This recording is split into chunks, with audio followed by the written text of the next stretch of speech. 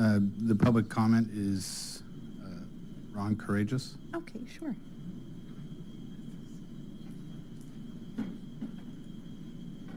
Okay, Madam Mayor, we're opening the public hearing. Sure, Yes, I'll open the public hearing. Sorry about that. I guess I got ahead of the game. You're okay. Oh, anyway, excuse me. My name is Ron Courreges. I'm here representing the Courreges family and full support of the development on the farm. As you know, before we decided that we wanted to sell the property, we wanted to make sure that we relocated and saved as much of the history as we could for the future. In doing so, my mom, Hazel Courreges, always wanted to save the tank house. Well, as you all well know, we formed a committee, and Cheryl Brothers, Lynn, Kurt Seaton, we all put things together and got the thing moved via a parade and all. It's right down here in Heritage Park. So we were able to save the tank house, and then I filled it up with a lot of the other artifacts that were at the farm, old stuff. A little later on, John Etheridge and his father took apart the old stand that was there, and that was developed, built in 1940, so it's a roadside stand. So he took and refurbished it, moved it to Heritage Park, so we saved that item too. Along with that, we've got the first business license, which was issued by the city in June 1957. That's business license number 1, and it's sitting right there in the stand as we sit, and I've maintained it, so it's the longest running business license in the city, and we're sort of proud of that. So with all this being said, we've kept as much as we can. We really support the project. Ed Bonanni's come through with a fine project. We support it all the way, and I believe my mom and dad would really be proud to have something like that in the area, and I think it would enhance the community. And if you have any questions, I'm willing to answer them.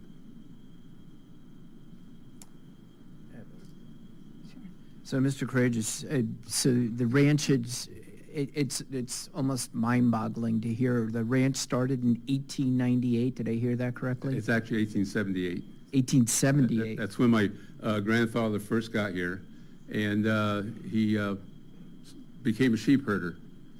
And he decided when the property was available, he bought the first 80 acres in 1896, and then he built that tank house in 1898.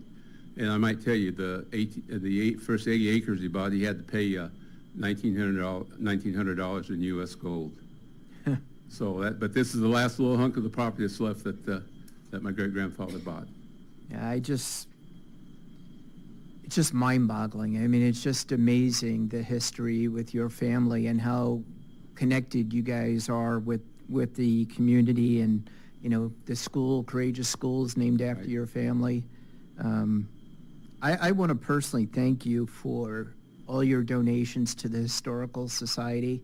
Well, I appreciate that. Yeah, I mean, you talk about the permit, it's right there, and people should visit that Historical Society right next to the library. That's what we have it there for, yes. Yeah, and I want to personally thank you too. I got married there just a year ago, and it's the most wonderful place to get married, you know, and a big thanks to you with donating the tank house and the water tower. It just made it a magical event. I appreciate that so, very much. You know, your family means a lot to everybody in Fountain Valley, and thank you. We all appreciate that. Yeah, I know it's kind of the ending of a little bit of a legacy, but it carries on at the Historical Society. So thank you again, right, sir. That's what we want. Well, thank you, Glenn. I appreciate that. Sure. Councilmember Bowie. Thank you, Mayor. Actually, I just had I just want to bring up a few points, and we do appreciate the contribution you made for the Historical Society. But I want to go back in time and you know, help the public understand the prominence of your family in this community. So I've read the 20 page of the group Delta Consultant that did a site assessment and report. And in the background and project descriptions, I had a few concerns on their assessments. And the concern that I have was nowhere in the report that it was recognized or mentioned anything about this site as a historical site, nor a landmark of Fountain Valley. Where, Rick, can you bring up photos? Yeah, that I emailed you earlier. We're getting them, 1 second. There you go.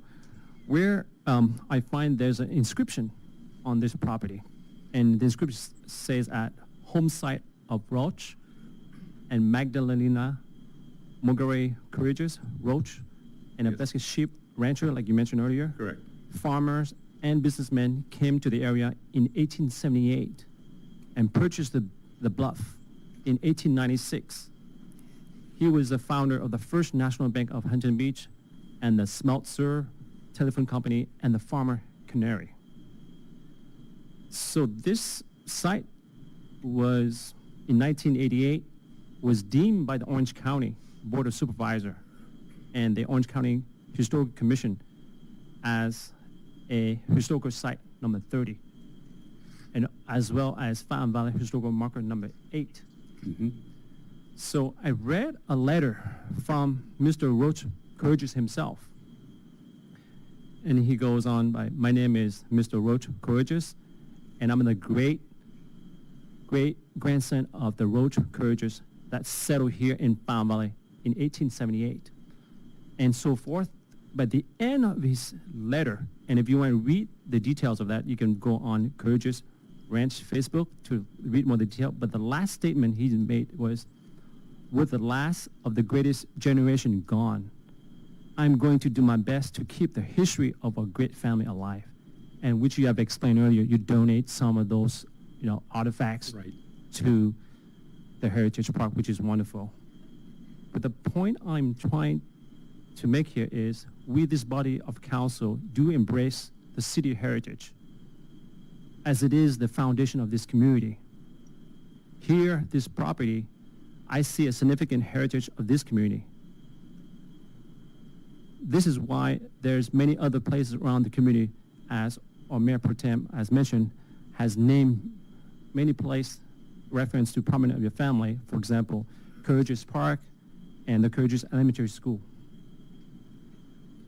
So we must take a stand, united in a commitment to preserve and protect the precious heritage for future generation. Councilmember Bowie, may I say something? When Matt Jenkins spoke just a little bit ago, our senior planner, he did touch on the history of it Yeah. and the fact that the area has changed to a certain degree.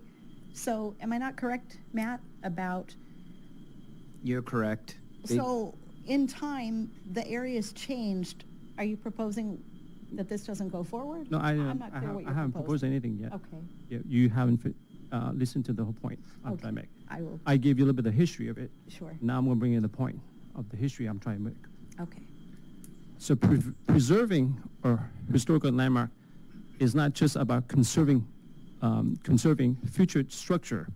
It's about preserving our identity, our sense of belonging, and the essence of what makes our community unique. It's about fostering a connection between the past, present, and future, bringing the gap between generation in nurturing a deep appreciation of our roots. We must understand that our heritage is not just for us. It is for our children, our grandchildren, and the generation yet to come. It is their birthright to walk the same street, to witness the same beauty, and to feel the same sense of pride that we do today.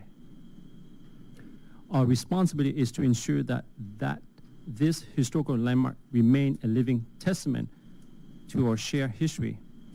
By understanding this commitment and to help safeguard any Fountain Valley heritage site before we hurry up developing new development, I want to make sure that we do our best as a council member or duties to check and verify the city site carefully.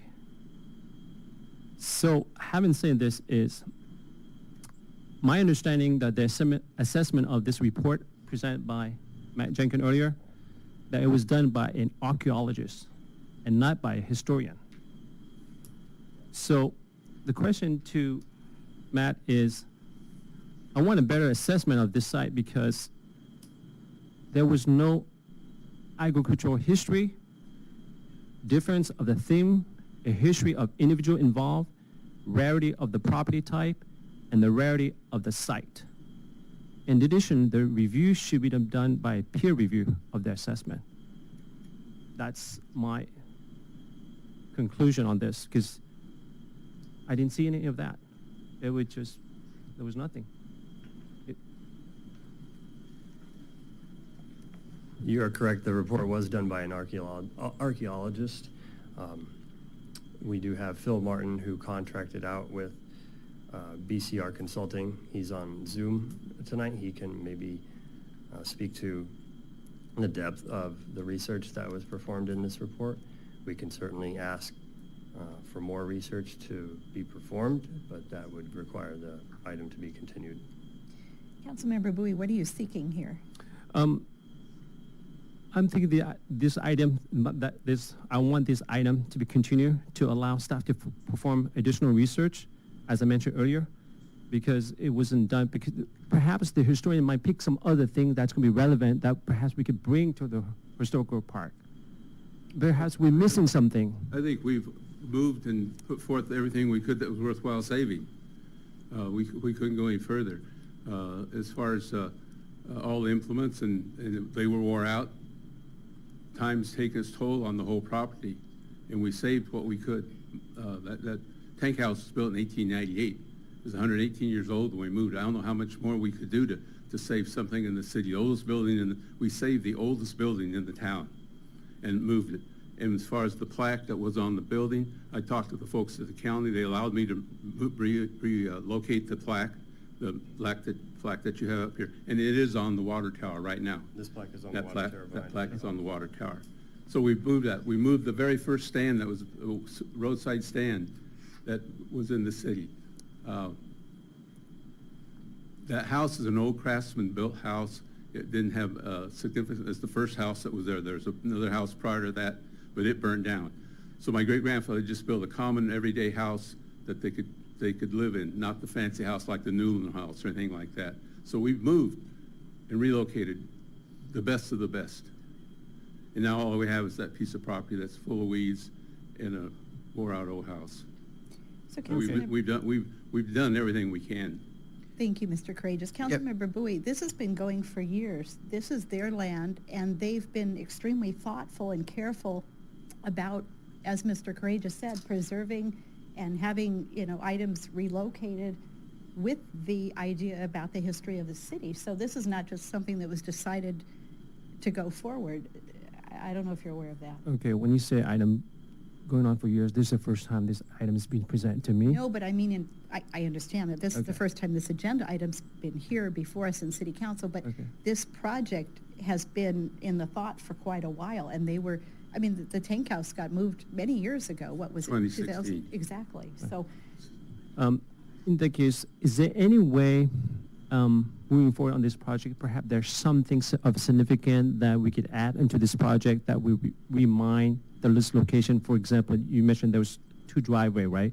Perhaps a driveway that has a name of the Courreges or something that in that nature, so it could bring some, if people wanted to go back, where was the original site of this Courreges? Something of that nature, or perhaps the name of this residential, right now, I think you call Benny something? We refer to it as Bonanni Development, but I Right, believe perhaps- it's the official name. Perhaps a name that reflect the Courreges? I don't know. I'm just trying to, because this is the last original site of the Courreges, if my understanding is. Well, won't they be putting a plaque like they have at all the other historical sites, even though the buildings aren't there, that designates it as a historical site, the little green plaques that's right there right now. There's another plaque on the fence that dedicates it as a historical site number 8. Okay, all right. The- I just the- want to make sure that we, I the understand. history of your family, Appreciate plays that. such a big significant role in this community that once you take this out, brand new community, house coming in, it's gone. Right, no, we don't want that, I understand. Yeah. Okay. So maybe what we could do too is work with the developer. If they happen in their excavation of the site and preparing it, if they come across something of significance, that they would commit to donating that over to the Historical Society as well. But I want to reiterate, sir, you've done so much for our community, and you did so much to preserve what you could on that property. for generations to come over at the historical site. You've done everything right, so appreciate it. Appreciate it. Thank you.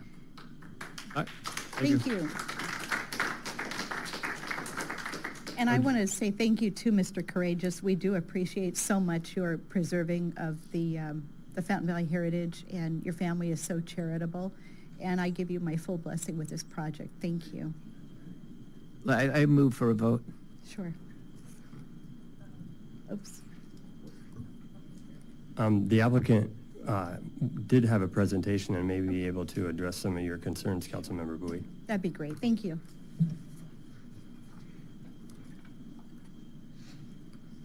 I don't believe you've closed the public hearing. It's still open.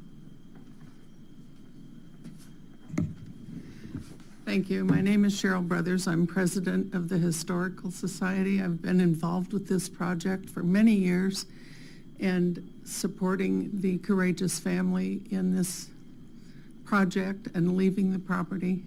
I want to assure you that there is nothing left on the property that would be of historical interest. People have gone over that project with metal detectors and found strange hardware, lots of nails. There's nothing left to be found that the Historical Society would be interested in, and we've preserved so much of the history at the Heritage Park that I really hope the council lets this project move forward now. He's had to wait for a very long time. Thank you. Any other speakers? Other than the applicant, no, there are no other Okay. requests to speak. Sure. Let's hear from the applicant. Thank you. Good evening, members of City Council. My name is Chris Segisman. I'm with Bonanni Development. I'm a partner with Bonanni Development. I'm joined tonight also by Ed Bonanni from Bonanni Development. I know there's been a lot of discussion with Ron, Mr. Courreges coming up here to stand, and I want you to know that we've had discussions. Mr. Courreges has been a part of this project for north of 2 years. We've kept him up to date throughout the entire process. We've had recent discussions about naming the streets after the Courreges family.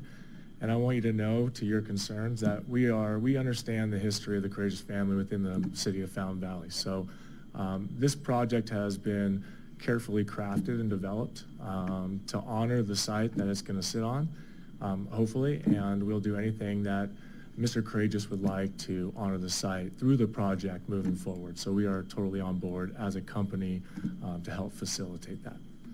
I've put together a quick PowerPoint presentation, if you wouldn't mind. We started this project back in October 2021. Actually, we're coming up on 2 years going through this entitlement process with the city of Fountain Valley.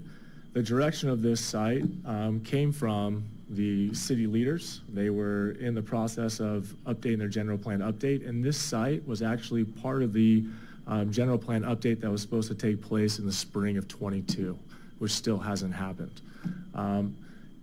Out of the site, it's 1.41 acres. 1.17 of this site, which is the Courreges property, it actually has an overlay, a housing opportunity overlay, which allows it to be developed using the GH development standards, which we are proposing for this project. Through this project, we had two options. We had the path to go down a townhome project, 3-story townhome units that you see in every other city.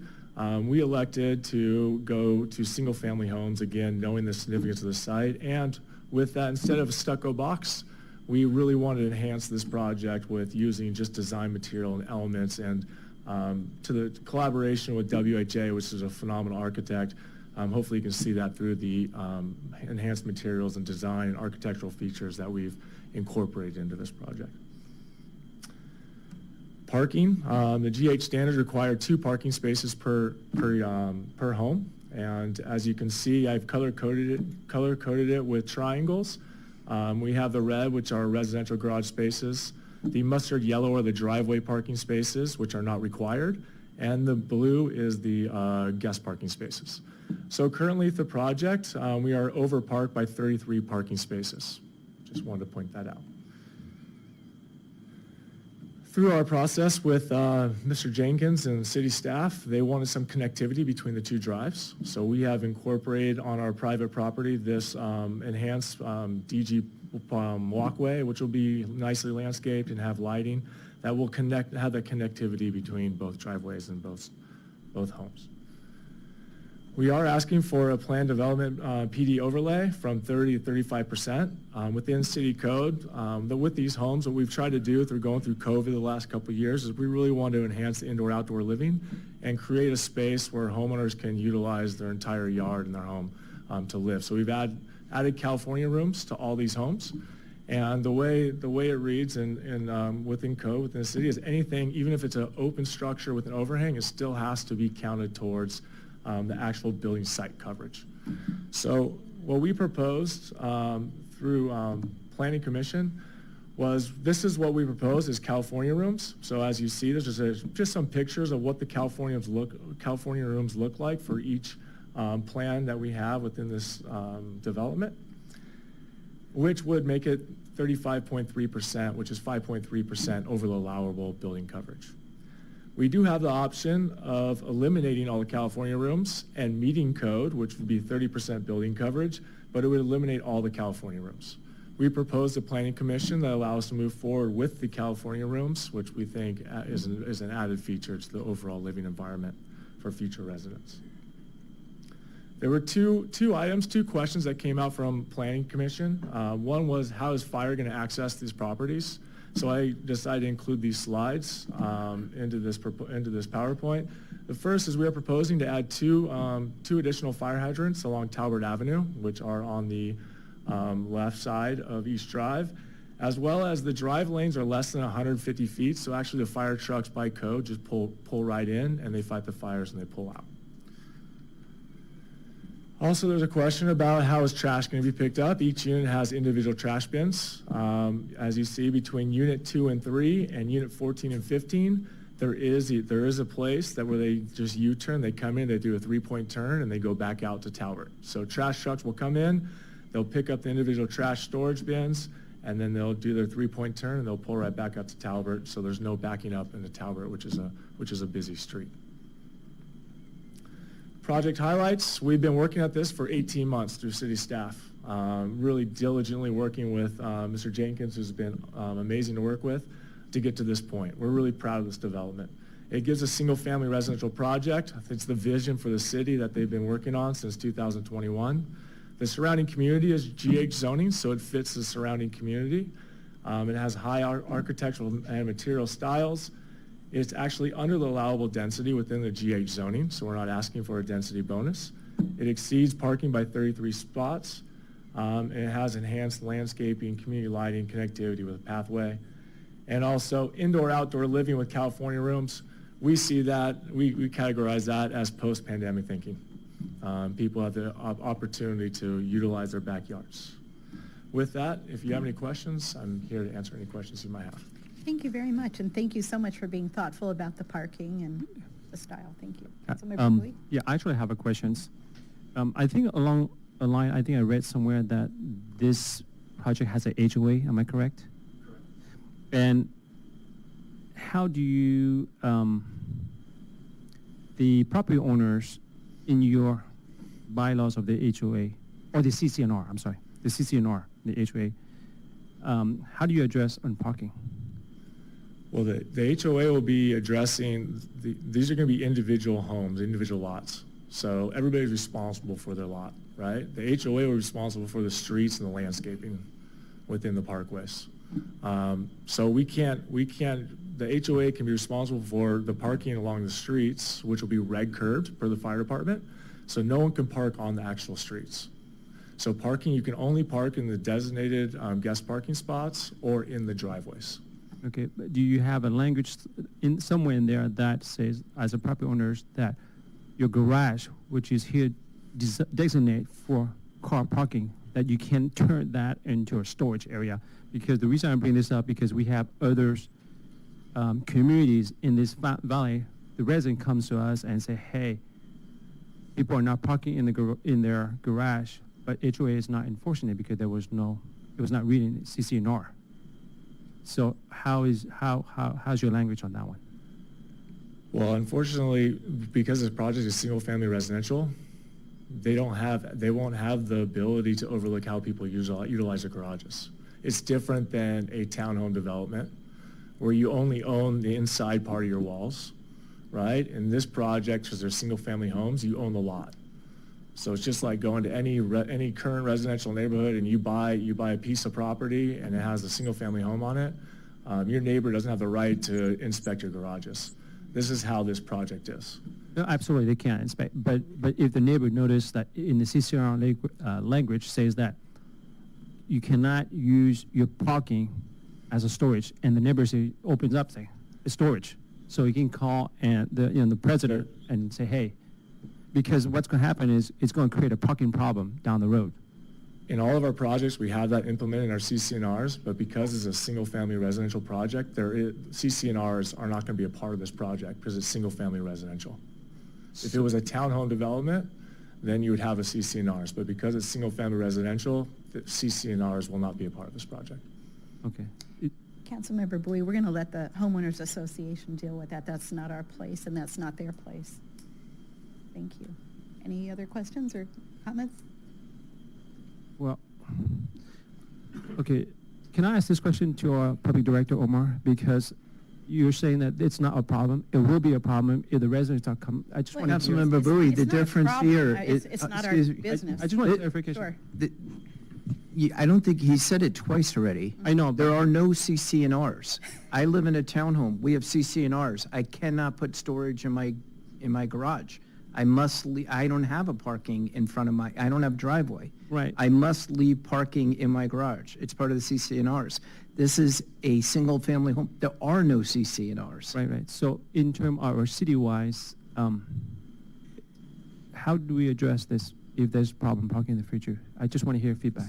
Good evening, Madam Mayor and members of the City Council. So yes, it would be subject to city standards, which would require free and clear 20 by 20 space in the garages. And so if, even if there was an association and CCNRs, there would be one level, but the city would also have code enforcement that would be available. In this case, if there's no CCNRs and there's no homeowners association, you still have the city code enforcement officers that could enforce city standards in terms of having garage space that would be or should be utilized for parking. Okay. All right. I just wanted to confirm that. Thank you. Any other public speakers? No, we have no request to speak, Sure. and we currently have a motion to approve by Mayor Pro Tem Grandis and a second by Mayor Constantine. I'll close the public hearing. Please vote. Before we vote, sorry, Madam Mayor, I should read the title of the ordinance. This is an ordinance of the City Council of the City of Fountain Valley approving zoning amendment number 434 to change the zoning map designation of the property located at 8572 Talbert Avenue from CP Professional Office to GH Garden Homes. And that is for the first read on the ordinance. Sure. Thank you, Colin. Item number 6 passes 3-0 with Councilmember Harper recusing himself from the item. Sure. Thank you.